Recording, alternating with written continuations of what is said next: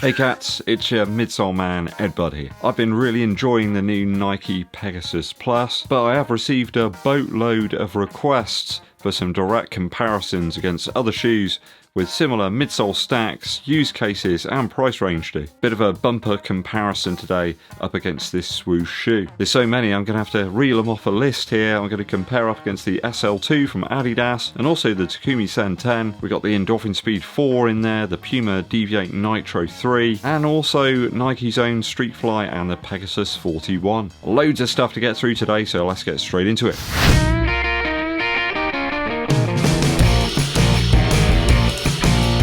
Thanks for joining me on the channel, people. It's always appreciated. Do hit that subscribe button and give this video a thumbs up like. Also drop us a comment as well. It really does help with the YouTube algorithm.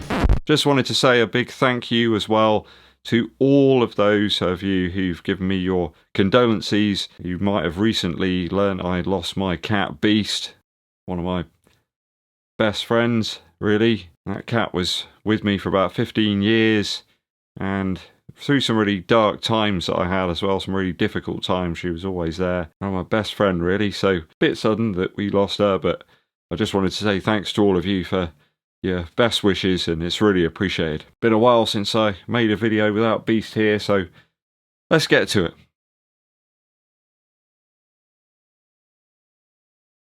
Bumper comparison, so let's look at the stats first. As you can see, the Pegasus Plus actually has a bit more in common with lots of shoes than you might think. It's kind of like a best of, really, lots of others out there in terms of the stack height and that width too. Nike seem to be hell bent on producing shoes with a lot of 4-foot width these days. There must be some data or something that they've collected that suggests that they've got to produce these daily shoes with huge width in the 4-foot. Nike appear to be pitching this one right in the middle to appeal to as many runners' requirements as possible. Though when you compare it up against the STREAKFLY, you've almost got like 100 grams difference. It's quite noticeable on foot and in hand too. There's the cheaper SL2 coming in almost an ounce lighter than the Pegasus Plus, with a similar stack, though it's not going to leave your wallet as light as the Pegasus Plus. There's about 70 quid price difference. There's only a couple of shoes here that are more expensive than the Pegasus Plus. That's the Speed 4 and the TAKUMI Sen 10. The Speed 4's got a similar stack height there and softness, but it's almost an ounce lighter, and the Adidas shoe is much lighter by 2.5 ounces. Similar price and with a touch more 4-foot stack. So is it really worth picking up the Pegasus Plus against the good old Pegasus 41? Now, certainly a heavier shoe than the Pegasus Plus by not as much as you'd expect though. There's about an ounce difference in terms of the weight between the two, with the Pegasus Plus being the lighter, though it's 35 quid more expensive than the sort of daily do-it-all model from Nike. Though this one does feel perhaps a little bit more bottom heavy than the Pegasus Plus in hand. Now do remember we got a couple of air units built into this one. I did a test actually on this shoe the other day and stuck it through the washing machine, and it does actually seem to have improved the shoe.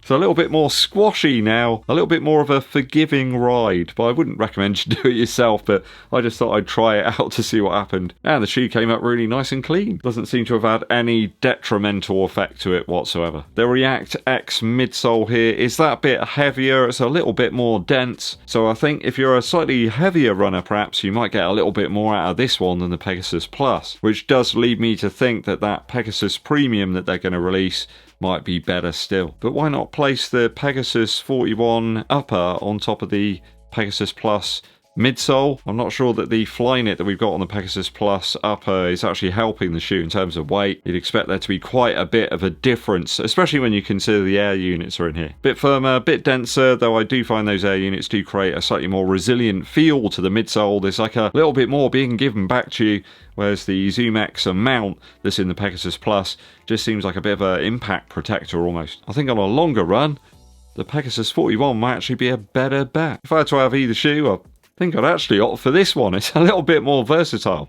Up against the STREAKFLY now. This one is stupendously light compared to that Pegasus Plus, though we actually have a reasonable amount of midsole stack still.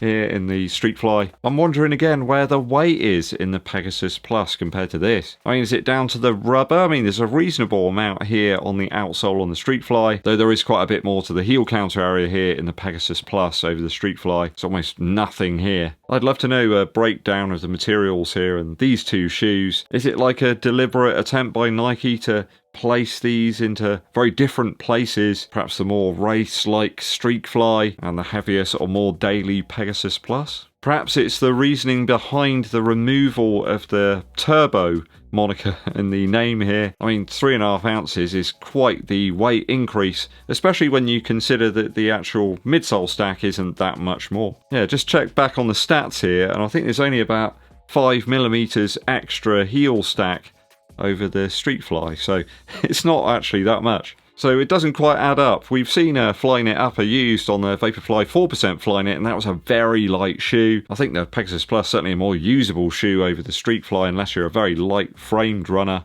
But I think for out and out speed, the STREAKFLY would still be my better bet. The Pegasus 41's there for consistency and stability. Now, comparing it up against the Takumi Sen 10. This is a much lighter shoe, but let's not forget we've got the energy rods built in there as well.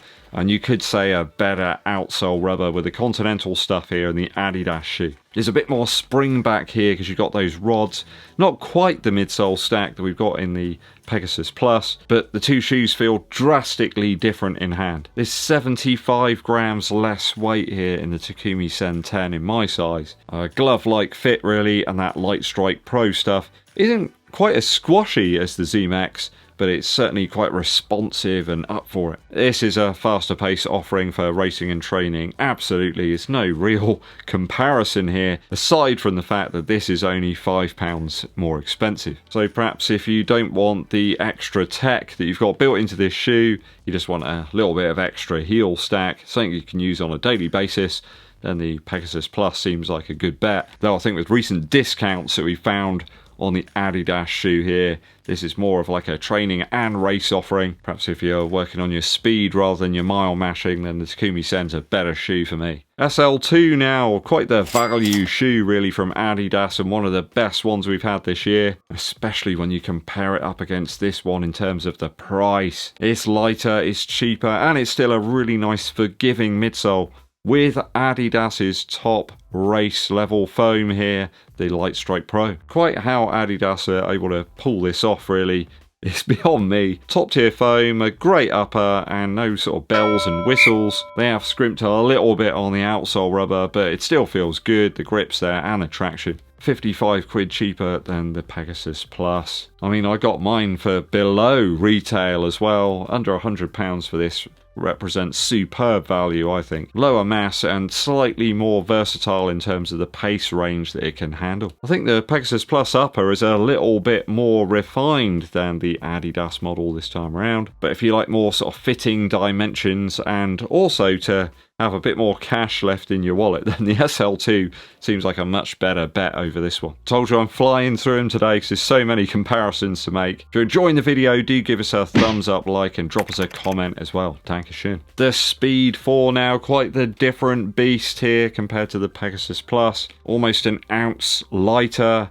and you've also got 2mm extra forefoot stack. Does beg the question once again, where is the weight in this Nike shoe? The Speed 4's got a lovely, quite flexible upper. The only thing I wanted to change was the laces, and that seems to improve things a bit. It's a little thinner here, perhaps in the Pegasus Plus upper, but it's still really breathable here in the Speed 4. Perhaps there's a difference in the outsole. I mean, the rubber here that we've got on the forefoot on the Speed 4 is very, very good. It's an improvement over the previous models. It's very, very usable here in the Pegasus Plus. Do we need all of it? Not entirely sure. Just feels a bit more propulsive on toe off here in the Speed 4 due to that nylon winged plate. Don't have anything like that in the Pegasus Plus, which makes the shoe feel a little bit more like a daily one.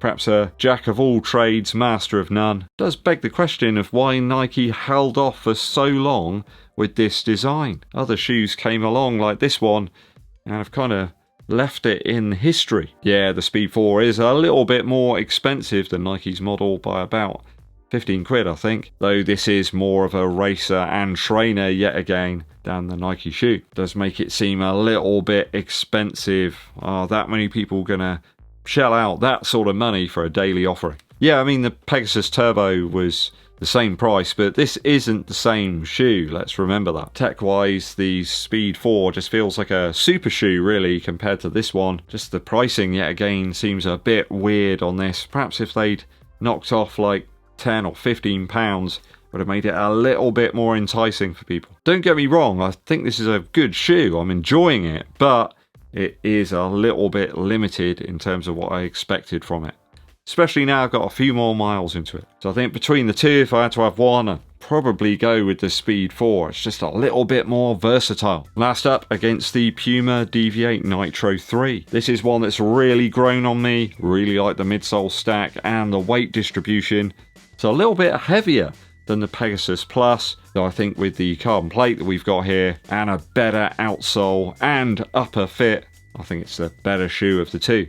And again, it's coming in cheaper than the Pegasus Plus. I think the Flyknit upper on the Peg Plus is a really nice, comfortable one, but again, it makes me feel a little bit like it's a comfort shoe, like a daily one, rather than something I want to slip into to run some faster miles. That does feel like what we've got here in the PUMA Deviate Nitro 3. It's a bit more wild and sort of outlandish, a little bit more exciting and a more propulsive pace offering. Are Nike like limiting the Pegasus Plus a little bit, so you still have to shell out to get the plated offering? The Vaporfly 3, is that to keep you buying that shoe? The Zoomfly 5 was a complete clunker for me, and now with this Puma shoe out, it makes it feel even worse. It's everything that the Zoomfly models should have been from Nike. Puma are just doing it better. I've liked it on some fartlek sessions recently, where I'm sort of changing the pace around here and there, running more by feel, I suppose, but getting up to like 10k pace or 5k pace, I'm putting in a huge amount of effort, where that's coming easier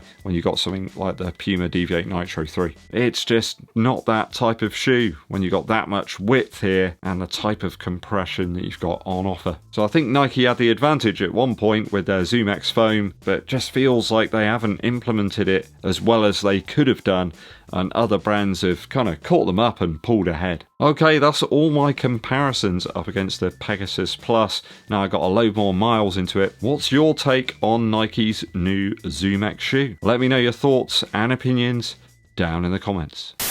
Musical interlude and a bit of a tribute to Beast. One of Beast's favourite songs was definitely the Stray Cat Strut by the Stray Cats. I think she must have listened to me play that hundreds of times on the guitar. Did very much remind me of Beast's kind of behaviour sometimes. If there was some food in the offing, she'd always be looking around for some extra tidbits here and there. Love the guitar tones here from Brian Setzer. Quite a wiry sort of sound at times, and then dropping back to a sort of jazzy finger-played strum. It's a cool song, so it kind of really sets the scene. There's elements here that sound like a trash can or things being knocked over in the street, and the riffs all over the place, quite like a cat, you know, leaping up on top of a roof and then flying off the other side. Even the drums have some effects on them that sound like you're walking through an alley. You might be surprised by a riff here or there, a cat jumping out at you, and Beast would do that on occasion. I do remember I was making a video actually a while back, and Beast knocked over about 20 shoe boxes, and I just had to completely stop and try and put everything back together and check she was alright. Gonna miss that cat, you know. Really am. Not sure it's really sunk in yet, you know. Great tune. Go and listen to it and think of Beast, the Stray Cat Strut by the Stray Cats. Thanks for tuning in, people. It's always appreciated. Hit that subscribe button and give this video a thumbs up like. Drop us a super thanks as well if you want to help support the channel on a more ad hoc basis. My name's EDDBUD and I'll be seeing you.